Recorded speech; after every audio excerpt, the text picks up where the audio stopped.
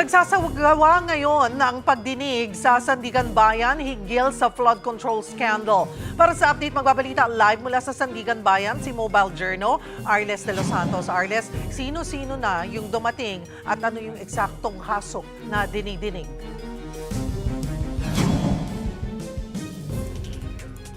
Cheryl, alas 10 ng umaga dumating nga dito sa Sandigan Bayan si dating Senador Bong Revilla. Kaugnay yan sa alegasyon ng umano'y sabwata ng mga opisyal ng DPWH Bulacan First District Engineering Office para mai-release ang pondo ng 76 million pesos para sa isang flood control project sa Bulacan. No? Ayan nga, no, dito kasama siyang dumating ni DILG Secretary John Vic Remulla na kung saan haharap si Revilla sa kasong malversation through falsification na hawakan ng 3rd Division ng Sandigan Bayan, habang sa 4th Division naman ang hawak ng kasong draft ng dating senador. Narito din si Revilla, Cheryl, no, para sa issuance ng kanyang commitment order at booking procedures para nga sa kasunod yan ng kanyang pagsuko na isinagawa kagabi ng inilabas ng Sandigan Bayan ang arrest warrant at whole departure order laban sa kanya at sa 6 pang ibang mga akusado kaugnay ng umano'y Ghost Flood Control Project nga sa Bulacan. No? Kasama dyan sina Bulacan District Engineering Office Official Bryce Hernandez, RJ Dumasig, JP Mendoza, Juanito Mendoza at Crisita Pineda, kung saan doon sa whole departure order na yun, Cheryl, ay kailangan ng bagtayan ng Bureau of Immigration ang kanilang paglabas ng bansa para nga hindi magkaroon ng anumang problema sa isasagawang mga pagdinig. So, are you saying, Arles, na si dating Senator Bong Revilla pa lamang ang nandyan at inaasahan din bang dadating yung 6 na akusada rin? Tama ka dyan, Cheryl. Mga alas 10 na umaga dumating si Revilla at hanggang ngayon ay hinihintay pa natin itong sina Bryce Hernandez na sila ngayon kasi, Cheryl, ngayon ay nakalagay or nasa kustudiya ng National Bureau of Investigation and Quezon City dito sa Sandigan Bayan medyo malayo. But anytime now, we're hoping na makita natin sila dito, though hindi pa tayo nagkaroon ng pagkakataon na makapanayam si Revilla o ang kanyang legal counsel. Naging concern na baka magkaroon daw ng special treatment kay former Senator Revilla. Ano ang assurance na hindi ito mangyayari?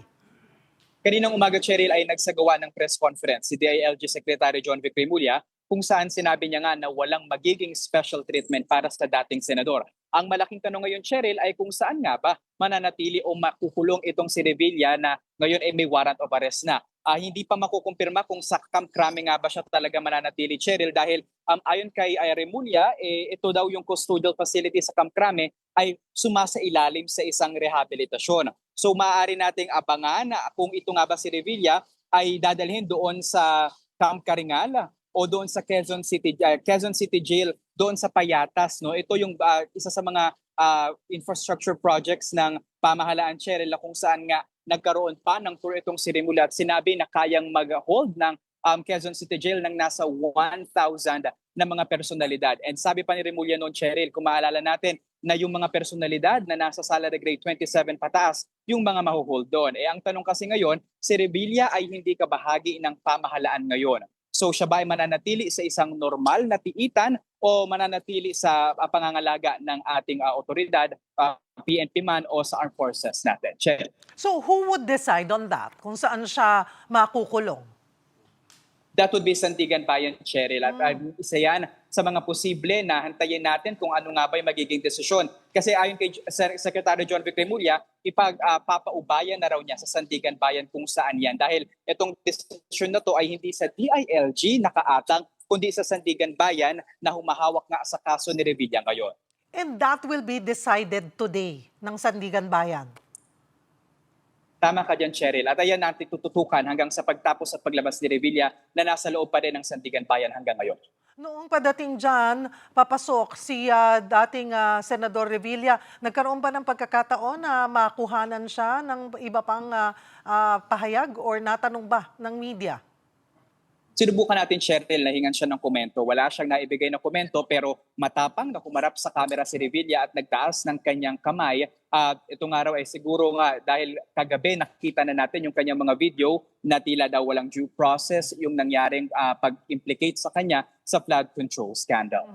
Maliban sa kanya, may family members ba kayong nakita?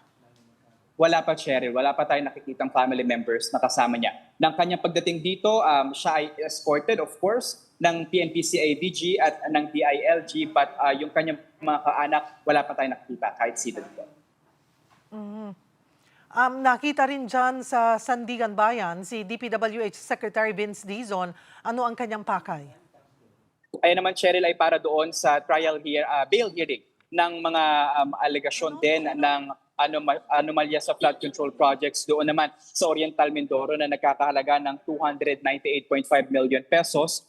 Ayon kay Dizon, malakas daw yung kanilang ebidensya na hawak, no? Kaya naman confidence sila sa paggulong ng kaso na ito. Tumayo si Dizon, Cheryl, bilang testigo doon sa kaso na ito at mga alas 11 ng umaga ay nilisan na nito ang Sandigan Bayan. Pero hiningan din natin siya, Cheryl, ng pahayag doon sa naging sagot ng contractor na si Curly Discaya na tila sila raw ang ninanakawan dahil nga sa tanong kung magkano ang kanilang ibabalik na pera bilang kanilang bahagi ng proseso ng kanilang pag-apply ng Witness Protection Program. Ayon kay Dizon, tila daw medyo makapal yung mukha nito ni Discaya na sinabing tila sila pa ang biktima sa kanyang mga pahayag. Cheryl.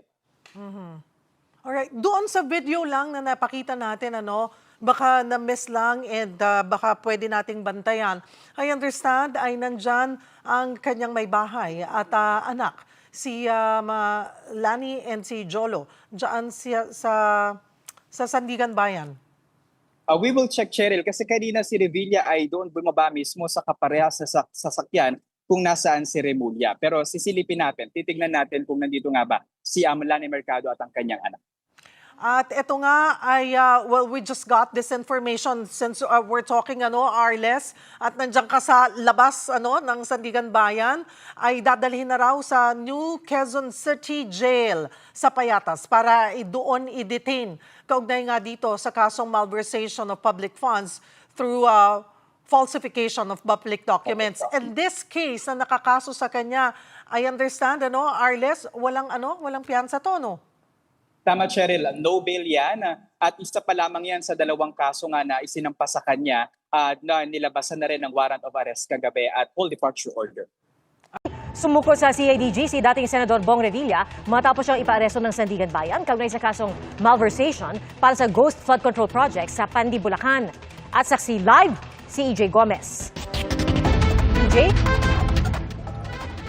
Pia, nandito nga tayo sa labas nito nga Crime Investigation and Detection Group o CIDG headquarters sa Camp Crame sa Quezon City kung saan nandito nga si dating Senador Bong Revilla kasunod ng inilabas ng 3rd Division Sandigan Bayan na arrest warrant laban sa kanya.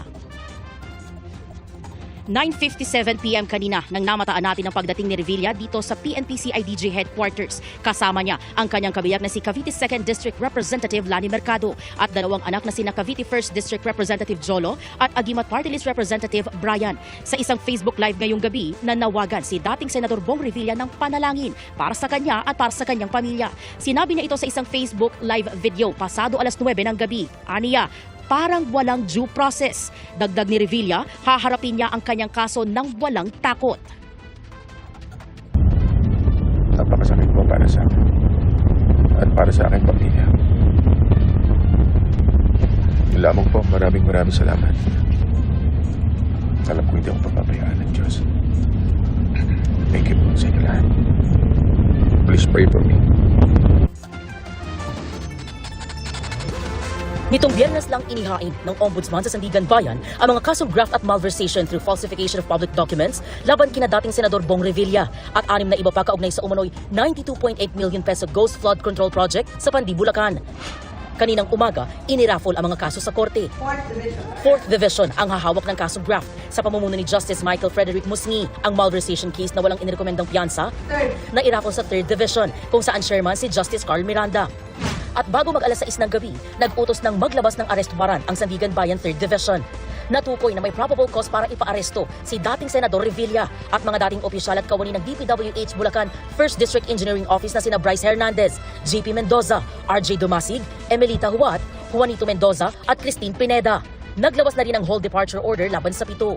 Sa kasong inihain ng Ombudsman, inakusahan sila ng pagsasabwatan para ilabas ang pondo para pampagawa ng flood control project sa Purok 5 Barangay Bunsuran sa Pandi.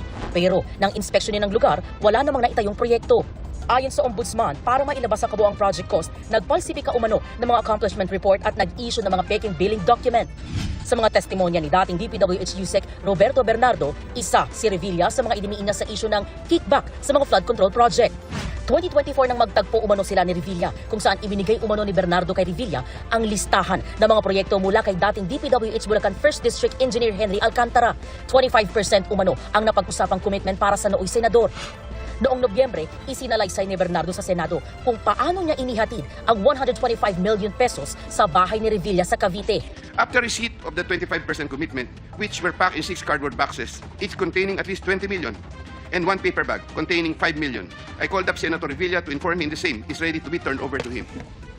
Sometime December 2024, probably the Monday after my receipt of the commitment, my driver and I went to the residence of Senator Revilla. I saw Senator Revilla at the terrace. I walked over to Senator Revilla for a casual talk. While the boxes were being unloaded, Senator Revilla and I talked for about 20 to 25 minutes. Mariing itinanggi ni Revilla ang mga akusasyon noon. Tinawag pa ito ng kanyang kampo na political persecution. Imbento raw ang mga aligasyon na intensyong sirain ang reputasyon ni Revilla at ilihis ang atensyon ng publiko sa totoong may sala. Sinisika pa naming makuha ang panig ng mga akusado kaugnay ng arrest warrant at HDO laban sa kanila.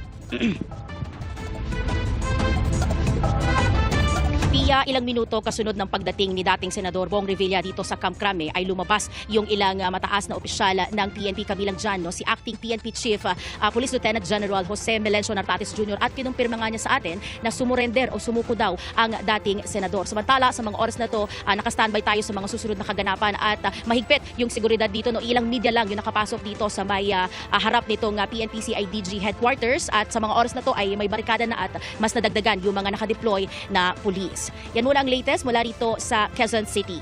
EJ Gomez, ang inyong saksi. EJ, meron ba tayong balita o impormasyon sa ngayon kung diyan nga ba magpapalipas ng gabi si Senador Bong Revilla sa kustodiya ng CIDG o ililipat ba siya sa ibang lugar? Wala pang nabanggit dyan si Acting PNP Chief kanina pero may binanggit siya na sa mga susunod na oras ay mangyayari yung mga typical na proseso dun sa mga naaaresto. So babasahan ng kanyang Miranda rights, karapatan at yung ilang pang steps. So posible na dito siya manatili pero yan pa yung ikukumpirma natin sa mga kausap natin na miyembro o opisyal ng PNP CIDG. Pia? At EJ, bukod sa kanyang asawa at anak, may iba pa bang kasama si Senator Bong Revilla mula sa kanyang kampo? Alam mo, Pia, yung pwesto natin ngayon dito ay talagang limitado lang yung nakukunan natin mula doon sa pinasukan nila hanggang doon sa second floor ng headquarters. Talagang mahigpit yung security. Kanina yung nakuna natin, no, sinundot lang yun mula sa ating camera dito sa ating team na naka-standby dito. So yun pa lang yung nakita talaga natin and na-confirm natin, no, yung kanyang asawa at saka yung kanyang dalawang anak. Pero tinitingnan din natin for sure, no, syempre yung kanyang lawyer o yung iba pang miyembro para nga doon sa proseso na gagawin sa kanya. Pero yan ay kukumpirmahin pa natin doon sa mga kausap natin na officials ng PNP CIDG. Gangster, you know, we do that better than anybody. I bet you got it twisted, you don't know who to trust. So many player hating niggas trying to sound like us. Say they ready for the front, but I don't think they know it. Straight to the depths of hell is where them cowards going. Well, all you still down, nigga, holler when you see me. And let these devils be sorry for the day they finally free me. I got a caravan of niggas every time we ride. Hitting motherfuckers up when we pass by. Until I die, live the life of a boss player. Cause even